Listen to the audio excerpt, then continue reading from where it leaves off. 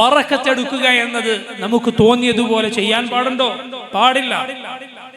ഒന്നാമതായി അള്ളാഹു ബറക്കത്ത് നിശ്ചയിച്ചിട്ടുള്ള കാര്യങ്ങളിൽ നിന്ന് മാത്രമേ നമുക്ക് ബറക്കത്ത് സ്വീകരിക്കാവൂ. അള്ളാഹുവാണ് ബറക്കത്തേകുന്നവൻ. മസ്ജിദുൽ അഖ്സയെ കുറിച്ച് അള്ളാഹു പറഞ്ഞു, ബാറക്നാ ഹൗല, അതിന്റെ ചുറ്റും നാം ബറക്കത്ത് ചൊരിഞ്ഞിരിക്കുന്നു. അള്ളാഹുവാണ് ബറക്കത്തേകുന്നവൻ, നന്മയേകുന്നവൻ. അള്ളാഹു ബറക്കത്ത് നൽകിയിട്ടുള്ളതിൽ നിന്ന് മാത്രമേ നമുക്ക് ബറക്കത്ത് എടുക്കാവൂ. അള്ളാഹു ബറക്കത്ത് നൽകിയെന്ന് നമുക്ക് എങ്ങനെ മനസ്സിലാകും? അള്ളാഹുവിന്റെ ഖുർആനിൽ ഉണ്ടാകണം, അല്ലെങ്കിൽ റസൂലുള്ളാഹി സ്വല്ലല്ലാഹു അലൈഹി വസല്ലമയുടെ സുന്നത്തിൽ ഉണ്ടാകണം. രണ്ടാമത്തെ നിബന്ധന, പ്രിയപ്പെട്ട സഹോദരങ്ങളെ, ഒരു വസ്തുവിൽ ബറക്കത്തുണ്ട് എങ്കിൽ കൂടി അള്ളാഹും അവന്റെ റസൂലും സല്ലല്ലാഹു അലൈഹി വസല്ലം പഠിപ്പിച്ചതുപോലെ അല്ലാതെ ബറക്കത്ത് എടുക്കാൻ പാടില്ല. ഇപ്പോൾ നോക്കൂ നിങ്ങൾ, മസ്ജിദുകൾ ബറക്കത്തുള്ള ഇടങ്ങളാണ്, യാതൊരു സംശയവുമില്ല. എങ്ങനെയാണ് മസ്ജിദുകളുടെ ബറക്കത്ത് നമ്മൾ നേടിയെടുക്കേണ്ടത്? അവിടെ വെച്ച് നിസ്കരിക്കുക, ഇഅ്തികാഫിരിക്കുക, അള്ളാഹുവിനോട് ദുആ ചെയ്യുക, ഖുർആൻ പാരായണം ചെയ്യുക, അള്ളാഹുവിനെ ദിക്ർ ചെയ്യുക, ഇതൊക്കെയാണ് ബറക്കത്ത്. മസ്ജിദിലേത് നേടിയെടുക്കാനുള്ള വഴി. അതല്ലാതെ മസ്ജിദുകളുടെ ചുമരുകൾ തൊട്ട് തടവുക, ആ ചുമരുകൾ ചുംബിക്കുക, ആ മസ്ജിദിന്റെ തറയിൽ കിടന്നുരുളുക, ഇങ്ങനെ ഒരാൾ ബറക്കത്ത് എടുത്താലോ? മസ്ജിദിന് ബറക്കത്തില്ലേ എന്ന് അയാൾ ന്യായം പറഞ്ഞാലോ? ശരിയല്ല. റസൂലുള്ളാഹി സ്വല്ലല്ലാഹു അലൈഹി വസല്ലം പഠിപ്പിച്ചതുപോലെ മാത്രമേ ബറക്കത്ത് എടുക്കാൻ പാടുള്ളൂ. മൂന്നാമത്തെ നിബന്ധന, പ്രിയമുള്ള സഹോദരങ്ങളെ, അള്ളാഹുവാണ് ബറക്കത്ത് നൽകുന്നത്. അതല്ലാതെ ഈ വസ്തുവിന് എന്തെങ്കിലും ഉപകാരോപദ്രവങ്ങൾ ചെയ്യാനുള്ള കഴിവില്ല എന്ന് വിശ്വസിക്കണം. നോക്കൂ, ഈ മൂന്ന് നിബന്ധനകൾ പാലിക്കപ്പെട്ടാൽ മാത്രമേ ബറക്കത്ത് എടുക്കാൻ പാടുള്ളൂ. ഒന്ന്, അള്ളാഹു ബറക്കത്ത് നിശ്ചയിച്ച സംഗതിയായിരിക്കണം അത്. സംസം, ആ വെള്ളം, അള്ളാഹു അതിൽ നന്മകൾ നിശ്ചയിച്ചിട്ടുണ്ട്. റസൂലുള്ളാഹി സ്വല്ലല്ലാഹു അലൈഹി വസല്ലം പറഞ്ഞു, മാഉ സംസം ലിമാ ശുരിബ ലഹ്, സംസം അത് എന്തിനു വേണ്ടി കുടിച്ചുവോ അതിനുള്ളതാണ്. ദുനിയാവിന്റെയോ ആഖിറത്തിന്റെയോ ഏതേത് ആഗ്രഹങ്ങളുണ്ടോ അത് നീ അള്ളാഹുവിനോട് തേടിക്കൊണ്ട് അത് കുടിച്ചുകൊള്ളുക, ഇൻഷാ അല്ലാഹ് അള്ളാഹു നിറവേറ്റി തരും. അതുപോലെ അത് ശിഫാഉ സഖ്മിൻ വതആമു തഅമിൻ, അത് രോഗങ്ങൾക്ക് ശമനമാണ്, വിശപ്പിന് പകരമാണ്. ഭക്ഷണം കഴിച്ചതുപോലെ വിശപ്പടങ്ങാൻ സംസം വെള്ളം കൊണ്ട് സാധിക്കും. അതുപോലെ രോഗങ്ങൾക്ക് അതിൽ ശമനമുണ്ട്. അള്ളാഹു ബറക്കത്ത് നിശ്ചയിച്ചിട്ടുണ്ട് അതിൽ. എന്നാൽ അള്ളാഹു നിശ്ചയിക്കാത്ത ഇടങ്ങളിൽ ബറക്കത്തുണ്ടെന്ന് നമുക്ക് സങ്കല്പിക്കാൻ പാടുണ്ടോ? ഇതാ ഇന്നയിടത്തെ ഉസ്താദ്, അദ്ദേഹത്തിന്റെ ഉമിനീര് തട്ടിയാൽ അതിൽ ബറക്കത്തുണ്ട്. അദ്ദേഹത്തിന്റെ പക്കലുള്ള തേനിനും വെള്ളത്തിനും പ്രത്യേകം ബറക്കത്തുണ്ട് എന്ന് വിശ്വസിക്കാൻ എവിടെയാണ് നമുക്ക് തെളിവുള്ളത്? അതുകൊണ്ട് അള്ളാഹു ബറക്കത്ത് നൽകിയിരിക്കണം. രണ്ട്, ആ ബറക്കത്ത് സ്വീകരിക്കേണ്ടത് റസൂലുള്ളാഹി സ്വല്ലല്ലാഹു അലൈഹി വസല്ലം പഠിപ്പിച്ചതുപോലെ ആയിരിക്കണം. മൂന്ന്, ഈ രണ്ട് നിബന്ധനകളും ഒറ്റാലും അള്ളാഹുവാണ് ബറക്കത്തേകുന്നത് എന്നാണ് വിശ്വസിക്കേണ്ടത്. അല്ലാതെ ഈ വസ്തുവിന് ഉപകാരോപദ്രവങ്ങൾ അതിന്റെ ഉടമസ്ഥതയിലില്ല. നോക്കൂ, ഹജറുൽ അസ്വദിന്റെ മുന്നിൽ ഉമർ ഇബ്നുൽ ഖത്താബ് റളിയല്ലാഹു അൻഹു പറഞ്ഞ വാക്കത സഹീഹുൽ ബുഖാരിയിൽ നമുക്ക് കാണാം. ഹജറുൽ അസ്വദ്, ആ കറുത്ത കല്ല് യഥാർത്ഥത്തിൽ സ്വർഗത്തിൽ നിന്ന് കൊണ്ടുവരപ്പെട്ടതാണ്. അത് വെളുത്ത നിറമായിരുന്നു. മനുഷ്യരുടെ പാപങ്ങൾ കാരണത്താൽ അത് കറുത്തുപോയി എന്ന് മുഹമ്മദ് റസൂലുള്ളാഹി സ്വല്ലല്ലാഹു അലൈഹി വസല്ലം പറഞ്ഞിട്ടുണ്ട്. സ്വർഗത്തിൽ നിന്ന് കൊണ്ടുവന്ന കല്ലാണ്. പക്ഷേ ഉമർ ഇബ്നുൽ ഖത്താബ് റളിയല്ലാഹു അൻഹു അതിനെ ചുംബിക്കുന്ന വേളയിൽ ജനങ്ങളെ പഠിപ്പിക്കാൻ വേണ്ടി പറയുകയാണ്, അഅലമു അന്നക ഹജർ, എനിക്കറിയാം നീ ഒരു കല്ല് മാത്രമാണ്. ലാ തദുറു വലാ തൻഫഅ, നീ ഉപകാരം വരുത്തുകയില്ല, ഉപദ്രവം ചെയ്യുകയില്ല. വലൗലാ അന്നി റഅയ്തു റസൂലല്ലാഹി സ്വല്ലല്ലാഹു അലൈഹി വസല്ലം യുഖബ്ബിലുക മാ ഖബ്ബൽതു, അല്ലാഹുവിന്റെ റസൂൽ നിന്നെ ചുംബിക്കുന്നത് ഞാൻ കണ്ടില്ലായിരുന്നുവെങ്കിൽ ഞാൻ നിന്നെ ചുംബിക്കുമായിരുന്നില്ല. ഉമർ ഇബ്നുൽ ഖത്താബ് റളിയല്ലാഹു അൻഹുവിന്റെ വാക്കാണ്. നബി സല്ലല്ലാഹു അലൈഹി വസല്ലമയെ പിൻപറ്റിക്കൊണ്ടാണ് ഞാൻ നിന്നെ ചുംബിക്കുന്നത്, അല്ലാതെ നീ ഉപകാരോപദ്രവങ്ങൾ വരുത്തുകയില്ല. പ്രിയമുള്ളവരെ, ഇതാണ് ഇസ്ലാമിന്റെ വിശ്വാസം എന്ന് പറഞ്ഞാൽ. പ്രിയമുള്ള സഹോദരങ്ങളെ, മന്ത്രം എന്ന് പറയുന്നത്, രോഗത്തിനും മറ്റും മന്ത്രിക്കുക എന്ന് പറയുന്നത് അല്ലാഹുവും അവന്റെ റസൂലും പഠിപ്പിച്ചതുപോലെയാണ് നാം പ്രവർത്തിക്കേണ്ടത്. തെറ്റായ മന്ത്രങ്ങൾ, പാടില്ലാത്ത മന്ത്രങ്ങൾ മന്ത്രിച്ചുകൂടാ. ഇനി ശരിയായ മന്ത്രമാണ് നമ്മൾ മന്ത്രിക്കുന്നത് എങ്കിൽ പോലും മന്ത്രിക്കുന്ന ആൾ ഏത് വിശ്വാസക്കാരനാണ്? അദ്ദേഹത്തിന്റെ പ്രവർത്തനങ്ങളിൽ അവ്യക്തമായ വല്ല സംഗതികളുമുണ്ടോ? വ്യക്തതയില്ലാത്ത, എന്താണെന്നറിയാത്ത പ്രവർത്തനങ്ങൾ വല്ലതുമുണ്ടോ? എങ്കിൽ അങ്ങനെയുള്ളവരുടെ അരികിൽ മന്ത്രിക്കാനും മറ്റും ചെല്ലുക പാടില്ലാത്തതാണ്. മന്ത്രിക്കാനും മറ്റും ചെല്ലുക പാടില്ലാത്തതാണ്. മാണിയൂരിലുള്ള സമസ്തയുടെ നേതാവ് അദ്ദേഹം പ്രസംഗിക്കുന്നത് നിങ്ങൾക്ക് കേൾക്കാം. മൂസ അലൈഹിസ്സലാമിന്റെ വടിയുടെ ആ വടിയിൽ എഴുതിയിരുന്ന ചില സംഗതികൾ, അതാണത്രേ ഇവരുടെ കയ്യിലുള്ളത്. മന്ത്രിക്കാനോ അല്ലെങ്കിൽ കെട്ടാനോ മൂസ അലൈഹിസ്സലാമിന്റെ വടിയിലുണ്ടായിരുന്ന, മൂസാ നബി അലൈഹിസ്സലാമിന്റെ വടിയിലുണ്ടായിരുന്ന സംഗതികളാണ് ഞങ്ങൾ മന്ത്രിക്കാനോ അല്ലെങ്കിൽ ആളുകൾക്ക് കെട്ടിക്കൊടുക്കാനോ ഉപയോഗിക്കുന്നത് എന്നാണ് ഇദ്ദേഹം പറയുന്നത്.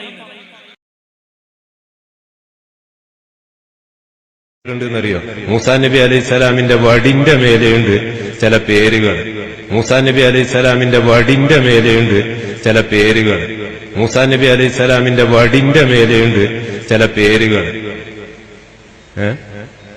അത് തുറന്നു നോക്കിയിട്ട് ചിലര് പറയും ഇതെന്തോ മറ്റേ വരിയും കുത്തൊക്കെ കണ്ടിട്ട് എന്താന്ന് തിരിയാണ്ട്. മൂസാ നബിന്റെ വടിന്റെ മേലെയുള്ള ഇസ്മാണ്. അറബി ഭാഷ മാത്രമല്ല, പല ലിപിയുമുണ്ട്. അതൊക്കെ അറിയാതെ എന്തെങ്കിലും കളിയാക്കി മറ്റൊന്നും ചെയ്തു കളയരുത്. അള്ളാഹു കാക്കട്ടെ. അതൊക്കെ വലിയ മഹാന്മാരായ ആളുകൾ വഴിയുള്ളതാണ്. ചുരുക്കി പറയാ, എങ്ങോട്ടെങ്കിലും പോകണ്ട, കാട് കയറണ്ട. നോക്കൂ നിങ്ങൾ, മൂസ അലൈഹിസ്സലാമിന്റെ വടിയിലുള്ള, അതിലെഴുതിയിട്ടുള്ള കാര്യങ്ങളാണ് നമ്മുടെ പക്കലുള്ളത്. അതിനെ ഒന്നും ആരും പരിഹസിക്കരുത്. അതൊക്കെ വലിയ മഹാന്മാര് ചെയ്തതാണ് എന്നാണ് ഈ പറയുന്നത്. പ്രിയമുള്ള സഹോദരങ്ങളെ, മുസ്ലിമീങ്ങളെ, നിങ്ങളൊന്ന് ആലോചിച്ചു നോക്കൂ. ഈ തരത്തിൽ ആണ് ഇസ്ലാമിന്റെ വിശ്വാസമെങ്കിൽ എന്തായിരിക്കും, എവിടെയായിരിക്കും ഈ ഉമ്മത്ത് എത്തിച്ചേരുക?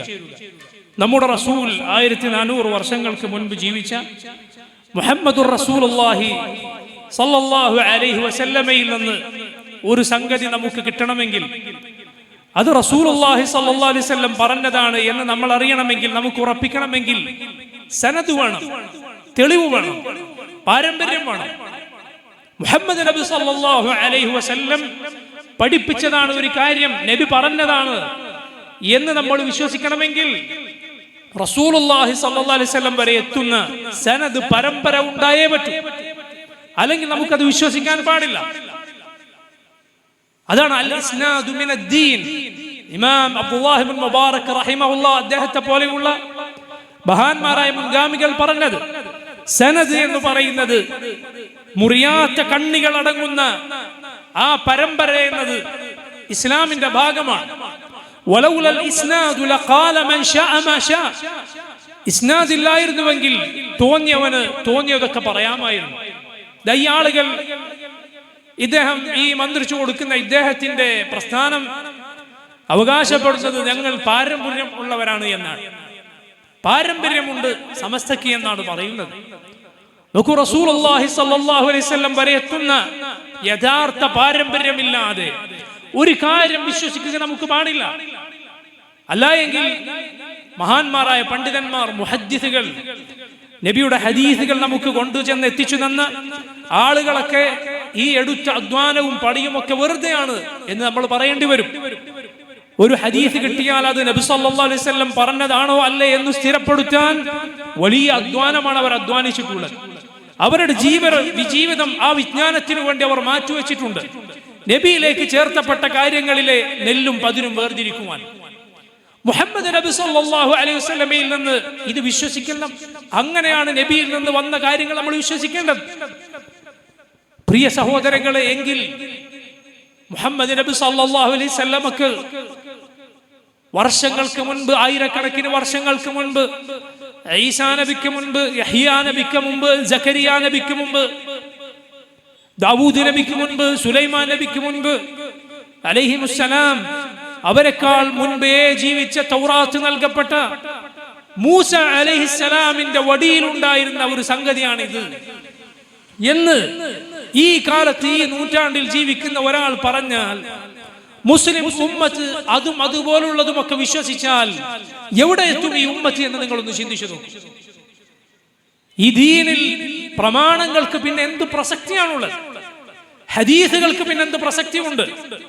വേറൊരാൾ വരികയാണ്, ഇതാ ഇത് ഇബ്രാഹിം നബി അലൈഹിസ്സലാം അദ്ദേഹത്തിന്റെ കയ്യിലുള്ള എഴുത്താണ്. ഇദ്ദേഹം പറയുന്നത് കേട്ടില്ലേ നിങ്ങൾ? ചില ആളുകൾ അതിലെ വരയും കുറിയും ഒക്കെ കണ്ടിട്ട് അത്ഭുതപ്പെടും. ഇതൊക്കെ ഏത് ഭാഷയാണ്? അത് അറബി മാത്രമൊന്നുമല്ല, അതിൽ പല വരയും കുറിയുമുണ്ട്. യാ സുബ്ഹാനല്ലാഹ്, നിങ്ങൾ ആലോചിച്ച് നോക്കിയിട്ടുണ്ടോ? ഇങ്ങനെ എന്താണെന്നറിയാത്ത വരയും കുറിയും തിരിച്ചും മറിച്ചും എഴുതിയതിന്റെ പേരെന്താണ് എന്ന്? അതിന്റെ പേരാണ് സിഹർ, അതിന്റെ പേരാണ് മാരണം, അതിന്റെ പേരാണ് ക്ഷുദ്ര പ്രവർത്തനം, ഇസ്മിന്റെ മണി. മുസ്ലിമീങ്ങൾ അങ്ങനെയാണ് പഠിച്ചിട്ടുള്ളത്. എന്താണെന്നറിയാത്ത, ഏതു ഭാഷയാണെന്നറിയാത്ത വരയും കുറിയും കൊണ്ടുവന്നിട്ട് ആളുകളോട് പറയണം മൂസ അലൈഹിസ്സലാമിന്റെ വടിയിലുണ്ടായിരുന്ന കാര്യമാണ് ഇത് എന്ന്. എവിടെയാണ് സനദ്? മൂസ അലൈഹിസ്സലാം വരെ എത്തുന്ന സനദ് എവിടെ? പാരമ്പര്യം എവിടെ? ഞങ്ങൾ പാരമ്പര്യമുള്ളവരാണ്, നിങ്ങൾക്കൊന്നും പാരമ്പര്യമില്ല എന്ന് പറയുന്ന ആളുകളാണ് ഈ പറയുന്നത്. എവിടെ പാരമ്പര്യം? മൂസ അലൈഹിസ്സലാം വരെ എത്തുന്ന സനദ് എവിടെയാണുള്ളത്? മൂസ നബി അലൈഹിസ്സലാമിന്റെ വടിയുടെ കൂടെ ഉണ്ടായിരുന്ന ഈ എഴുത്ത് എന്നെ നമ്മുടെ റസൂൽ മുഹമ്മദ് നബി സല്ലല്ലാഹു അലൈഹി വസല്ലമക്ക് കിട്ടിയില്ലേ? അബൂബക്കർ റളിയല്ലാഹു അൻഹുവിന് കിട്ടിയില്ലേ? ഉമറിന് കിട്ടിയില്ലേ? ആ മഹാന്മാരായ സഹാബിമാർക്ക് കിട്ടിയില്ലേ? ഉസ്മാനും അലിക്കും ബാക്കിയുള്ള സഹാബിമാർക്കും പരിചയമില്ലേ? സഹാബത്തിന് കിട്ടിയിട്ടില്ലേ? താബിഈങ്ങൾക്ക് കിട്ടിയിട്ടില്ലേ? തബഉ താബിഈങ്ങൾക്ക് കിട്ടിയില്ലേ? എങ്ങനെയാണ് ബനൂ ഇസ്രായേലിന്റെ മക്കയിൽ നിന്ന് നേരെ ഈ കണ്ണൂർ ജില്ലയിലേക്ക് ഇത് ചാടിയത് ഈ നൂറ്റാണ്ടിൽ? ലാ ഹൗല വലാ ഖുവത ഇല്ലാ ബില്ലാഹ്. ഇതിനാണ് തെളിവില്ലാത്ത കെട്ടുകഥകൾ എന്ന് പറയുക. ഞാൻ പറഞ്ഞു വന്നത്, പ്രിയമുള്ള സഹോദരങ്ങളെ, എങ്ങനെയാണ് ഇതുപോലുള്ള അവ്യക്തമായ എന്തെന്നറിയാത്ത പ്രവർത്തനങ്ങൾ ചെയ്യുന്ന ആളുകളുടെ അരികിലേക്ക് മന്ത്രിക്കാൻ പോകാൻ ഒരു മുസ്ലിമിന് സാധിക്കുക? എന്നു മാത്രമല്ല, മൂസ അലൈഹിസ്സലാമിന്റെ സമുദായമാണ് ഞങ്ങൾ എന്നറിയപ്പെടുന്ന ബനൂ ഇസ്രായേൽ യഹൂദികൾ ഞങ്ങൾ മൂസാ നബിയുടെ ആളുകളാണ് എന്ന് പറഞ്ഞവരാണ്. അവരാണ് സിഹറിന്റെ, മാരണത്തിന്റെ കാലത്തെയും ആളുകളെന്ന് പരിശുദ്ധ ഖുർആനിൽ അല്ലാഹു പറഞ്ഞിട്ടുണ്ട്. واتبعوا ما تتلو الشياطين على ملك سليمان وما كفر سليمان ولكن الشياطين كفروا يعلمون الناس السحر. അവർ സിഹർ പിൻപറ്റി അല്ലാഹു അവതരിപ്പിച്ചതിനെ വലിച്ചെറിഞ്ഞു. എന്നിട്ട് പിശാചുക്കൾ ഓതിക്കൊടുത്ത മാരണം പിൻപറ്റി. എന്താണ് സിഹർ എന്ന് പറയുന്നത്, മാരണം എന്ന് പറയുന്നത്? ഇസ്ലാമിൽ അതിന്റെ വിധി എന്താണ്? അതാ നമ്മുടെ റസൂൽ സല്ലല്ലാഹു അലൈഹി വസല്ലം പറഞ്ഞ ഒരു ഹദീസ് മദ്രസയിൽ പ്രിയപ്പെട്ട സുഹൃത്തുക്കളെ നിങ്ങൾ പഠിച്ചിട്ടില്ലേ? ഇജ്തനിബു സബ്അൽ മൂബിഖാത്ത്, 7 വൻപാപങ്ങളെ നിങ്ങൾ ഉപേക്ഷിക്കുക. അതിൽ ശിർക്ക് കഴിഞ്ഞ് രണ്ടാമതായി നബി എണ്ണിയത് എന്തിനെയാണ്? സിഹറിനെയാണ്, മാരണത്തെയാണ്. ഇസ്മിന്റെ മണി, ക്ഷുദ്ര പ്രവർത്തനം, ഇങ്ങനെ പല പേരിൽ അറിയപ്പെടുന്നു സിഹർ. അത് ചെയ്തവന്റെ വിധി എന്താണ്? അവൻ ഇസ്ലാമിൽ നിന്ന് പുറത്തു പോകും. സിഹറിന്റെ പ്രവർത്തനങ്ങൾ, അതിന്റെ അടയാളങ്ങൾ ചിലതുണ്ട്. അതിൽപ്പെട്ടതാണ് ചില എഴുത്തുകൾ നിങ്ങൾ കാണും, കടലാസുകൾ കാണും, ചില കെട്ടുകൾ കാണും. തുറന്നു നോക്കിയാൽ എന്താണെന്ന് മനസ്സിലാകാത്ത രൂപത്തിൽ പല എഴുത്തുകൾ ഉണ്ടാകും. ചിലപ്പോൾ അറബി അക്ഷരങ്ങൾ ഉണ്ടാകും. അത് ഒരർത്ഥവും കിട്ടാത്ത, പിടുത്തം കിട്ടാത്ത രൂപത്തിൽ എഴുതിയിട്ടുണ്ടാവും. കളങ്ങൾ വരച്ചിട്ടുണ്ടാകും. ഇതുപോലുള്ള സംഗതി ഉപയോഗിക്കുന്നവർ പറയണം ഇത് മൂസാ നബി അലൈഹിസ്സലാമിന്റെ വടിയുടെ കൂടെ ഉണ്ടായതാണ്. ലാ ഇലാഹ ഇല്ലല്ലാഹ് മുഹമ്മദ് നബി സല്ലല്ലാഹു അലൈഹി വസല്ലം. പ്രിയപ്പെട്ട മുസ്ലിമീങ്ങളെ, ഇതുപോലുള്ള ദീനിലല്ല നമ്മെ വിട്ടേച്ചു പോയത്. നബി സല്ലല്ലാഹു അലൈഹി വസല്ലം നമ്മെ വിട്ടേച്ചു പോയത് തെളിഞ്ഞ മാർഗത്തിലാണ്. തറക്തുകും അലൽ ബൈദാ ലൈലുഹാ കനഹാരിഹാ ലാ യസീഗു അൻഹാ ബഅദി ഇല്ലാ ഹാലിക്. ഞാൻ നിങ്ങളെ വിട്ടേച്ചു പോകുന്നത് പ്രകാശപൂരിതമായ ഒരു വഴിയിലാണ്. അതിലെ രാത്രി പോലും പകൽ പോലെ പ്രശോഭിതമാണ്. ലാ യസീഗു അൻഹാ ബഅദി ഇല്ലാ ഹാലിക്. എനിക്ക് ശേഷം നശിച്ചവനല്ലാതെ ആ വഴിയിൽ നിന്ന് തെറ്റിപ്പോവുകയില്ല എന്ന് റസൂലുള്ളാഹി സ്വല്ലല്ലാഹു അലൈഹി വസല്ലം പറഞ്ഞിട്ടുണ്ട്. എന്റെ മുസ്ലിം സഹോദരങ്ങളെ, ഈ വക കലർപ്പുകളെ നീക്കിയാൽ, ഈ വക കലർപ്പുകളില്ലാത്ത പരിശുദ്ധമായ ദീൻ നാം സ്വീകരിച്ചാലാണ് അള്ളാഹുവിന്റെ വിജയം നമുക്കുണ്ടാവുക. അള്ളാഹുവിങ്കിൽ നിന്നുള്ള സഹായവും അവങ്കിൽ നിന്നുള്ള വിജയവും നമുക്കുണ്ടാവുക. നമ്മുടെ വിശ്വാസം ശുദ്ധീകരിക്കുക, നമ്മുടെ പ്രവർത്തനങ്ങൾ നേരെയാക്കുക, അള്ളാഹുവിലേക്ക് തിരിയുക, നാം റബ്ബിലേക്ക് തിരിയുക, അവനോട് കേണു പ്രാർത്ഥിക്കുക. നമ്മൾ നേരിടുന്ന വെല്ലുവിളികളും ഭീഷണികളും അതിക്രമങ്ങളും അന്യായങ്ങളുമെല്ലാം അള്ളാഹു തടുത്തില്ല എങ്കിൽ ഒരാളെ കൊണ്ടും തടുക്കുക സാധ്യമല്ല. ഒരാളുടെയും ആശ്രയവും അവലംബവും നിങ്ങൾ അന്വേഷിക്കേണ്ടതില്ല. അള്ളാഹുവിൽ അവലംബം അർപ്പിക്കുക. അവനാണ് പ്രയാസപ്പെടുന്നവരുടെ പ്രാർത്ഥനയ്ക്ക് ഉത്തരം നൽകുന്നവൻ. അമ്മൻ യുജീബുൽ മുദ്ദറ ഇദാ ദഅാഹ് വയക്ഷിഫു സ്സൂഅ വയജ്അലുകും ഖുലഫാഅൽ അർദ് അഇലാഹും മഅല്ലാഹ്. ആരാണ് പ്രയാസപ്പെടുന്നവന്റെ പ്രാർത്ഥനയ്ക്ക് ഉത്തരം നൽകുന്നത്, അവന്റെ പ്രയാസം നീക്കുന്നത്? അള്ളാഹു ചോദിക്കുകയാണ്, അഇലാഹും മഅല്ലാഹ്, അള്ളാഹുവോടൊപ്പം മറ്റു വല്ല ഇലാഹുകളുമോ, അവനോടൊപ്പം മറ്റു വല്ല ആരാധ്യരുമോ? ഒരാളും തന്നെയില്ല. അതുകൊണ്ട് ഇതുപോലുള്ള ശിർക്കിന്റെ പ്രവർത്തനങ്ങളെ നിങ്ങൾ സൂക്ഷിക്കുക.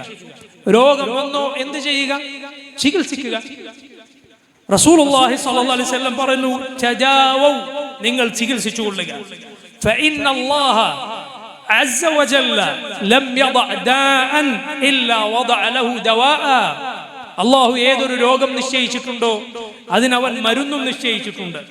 ഗൈറ ദാഇൻ വാഹിദ് അൽ ഹറം, വാർദ്ധക്യം എന്ന രോഗമൊഴികെ അതിന് മരുന്നില്ല. യുവാവാകാൻ ഒരു മരുന്ന് കഴിച്ചിട്ടും കാര്യമില്ല. ആ മരുന്നുകൾക്കൊപ്പം, ചികിത്സകൾക്കൊപ്പം നമുക്ക് മന്ത്രിക്കാം, ശരിയായ മന്ത്രം ഉപയോഗിച്ച്. പരിശുദ്ധ ഖുർആൻ അത് ശിഫാഅൻ, ഫീഹി ശിഫാഉൻ ലിന്നാസ്, അതിൽ ശമനമുണ്ടെന്ന് ഖുർആനിൽ അല്ലാഹു പറഞ്ഞിട്ടുണ്ട്. ഏതിൽ നിന്ന് ശമനമുണ്ട്? അതിൽ മനസ്സിന്റെ രോഗങ്ങൾക്ക്, നിഫാഖിന്, കുഫറിന്, കാപട്യത്തിന്, നിഷേധത്തിന്, അതിനെല്ലാം ഉള്ള ശമനമുണ്ട്. അതോടൊപ്പം ശരീരത്തിന്റെ രോഗങ്ങൾക്കുള്ള ശമനവുമുണ്ട്. റസൂലുള്ളാഹി സ്വല്ലല്ലാഹു അലൈഹി വസല്ലം ചെയ്യാറുണ്ടായിരുന്നതുപോലെ ഖുർആൻ പാരായണം ചെയ്യുക, അത് കയ്യിലേക്ക് ഊതുക, ശരീരത്തിൽ തടവുക. മറ്റു നബിയും സഹാബത്തും പഠിപ്പിച്ച മറ്റുള്ള ഏതൊക്കെ രൂപത്തിലുള്ള മന്ത്രങ്ങളുണ്ടോ ആ രൂപത്തിൽ മന്ത്രിക്കുക. അതല്ലാതെ ഇതുപോലെ എന്താണ് വിശ്വാസം എന്ന് നമുക്ക് യാതൊരു പിടുത്തവുമില്ലാത്ത, എന്താണ് ചികിത്സ എന്ന് നമുക്ക് യാതൊരു അറിവുമില്ലാത്ത ഇതുപോലുള്ള കള്ളക്കഥകൾ പറയുന്ന കേന്ദ്രങ്ങളിലേക്ക് പ്രിയമുള്ളവരെ പോകാതിരിക്കുക. സ്വയം മന്ത്രിക്കുക. നിങ്ങളുടെ പ്രിയപ്പെട്ടവർക്ക് മന്ത്രിച്ചു കൊടുത്തോളൂ, യാതൊരു തകരാറുമില്ല. കുട്ടികൾക്ക് മന്ത്രിച്ചു കൊടുത്തോളൂ. പരസ്പരം അങ്ങനെ ചെയ്തു കൊടുത്താൽ യാതൊരു തകരാറുമില്ല. എന്നാൽ ഇല്ലാത്ത മന്ത്രങ്ങൾ അത് പാടില്ല. മന്ത്രങ്ങളിൽ ശിർക്കായ മന്ത്രങ്ങളുണ്ട്. നബി സല്ലല്ലാഹു അലൈഹി വസല്ലം പറഞ്ഞിട്ടുണ്ട്, ഇന്നർ റുഖ വത്തമാഇമ വത്തിവലത ശിർകുൻ. ദുർമന്ത്രങ്ങൾ, ഉറുക്ക്, ഏലസുകൾ പോലെയുള്ള കാര്യങ്ങൾ ശിർക്കാണ് എന്ന് റസൂലുള്ളാഹി സല്ലല്ലാഹു അലൈഹി വസല്ലം പഠിപ്പിച്ചിട്ടുണ്ട്.